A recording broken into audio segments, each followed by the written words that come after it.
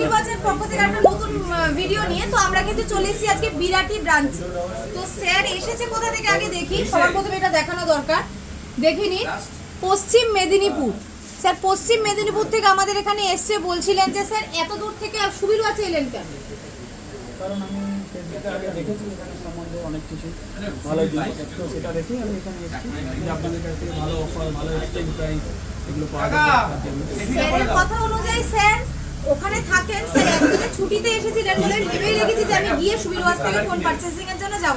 তো আপনাকে অসংখ্য ধন্যবাদ এত দোকান থাকতে এত দূর থেকে সুবীর ওয়াচে আসার জন্য। তো স্যার এখান থেকে এসেছে, একটা ফোন পারচেস করেছে আমাদের থেকে, স্যামসাং গ্যালাক্সি S25 আলট্রা। তো স্যার এই ফোনটা আপনি ক্যাশে নিলেন নাকি ইএমআই তে নিলেন? কতদিনের ইএমআই হয়েছে স্যার? 24 মাসের নো কস্ট ইএমআই পেতে। ওটা অনেকেই বলে যে জিরো ডাউন পেমেন্ট হচ্ছে না, নো কস্ট ইএমআই হচ্ছে না।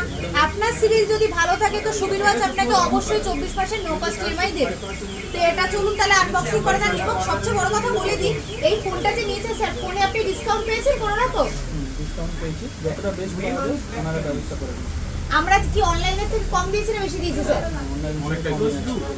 অনলাইনের থেকে আমরা অনেক কম প্রাইসে ফিনান্স করেছি এবং সাথে স্যার আমাদের থেকে একটা ফোন এক্সচেঞ্জও করেছে, সেটা হলো OnePlus 9 Pro, এবং সেটাও চেষ্টা করেছি আমরা বেস্ট ভ্যালু করে দেওয়া হয়েছে। তো স্যার বেস্ট ভ্যালু ম্যাচ করেছে এবং তার সাথে অনলাইনের থেকে অনেকটা কম, স্যারই নিজের মুখে বললেন। তো স্যার চলুন তাহলে আনবক্সিং করা যাক।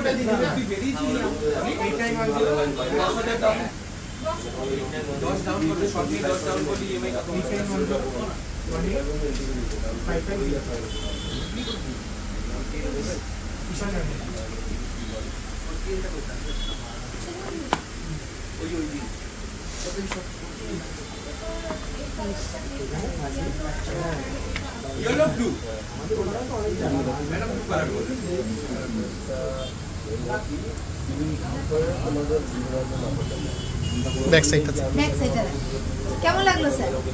এক্সপিরিয়েন্স কেমন হয়েছে সুবীর ওয়াচে এসে?